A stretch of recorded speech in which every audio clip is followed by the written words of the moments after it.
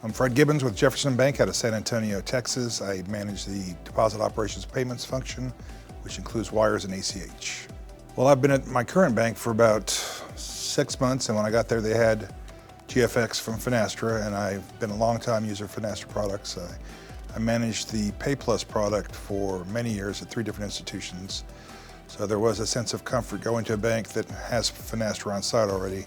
In the past, I've pretty much owned the entire Treasury suite of products, so this is a much narrower focus, but that's good because I've been tasked with doing FedNow, real-time payments with the clearinghouse, and of course getting us prepared for ISO 20022. I think it's important for community banks to be on the same plateau or platform as the bigger banks. I think through the fintech work and the APIs and all the other wonders of modern technology, we have a chance to compete with the big boys and do everything they can. And I think it's important for us to offer those services to remain competitive, not just with the big banks, but even with the banks of our size and community banks.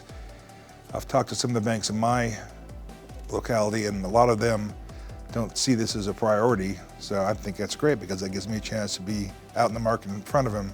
Over the years, I've been with Finastra a long time under different names and iterations, and one of the things I always liked about them as a company and as a product is they would leverage off their relationships with other vendors and fintechs to offer value-added services, because they don't try to reinvent the wheel at something they're not good at. To give you an example, in addition to FinCom, as we've used them to help us find a good FX partner in the past and to leverage off existing functionality with other companies that lets them concentrate on payments and then lets me have the value-added services as well.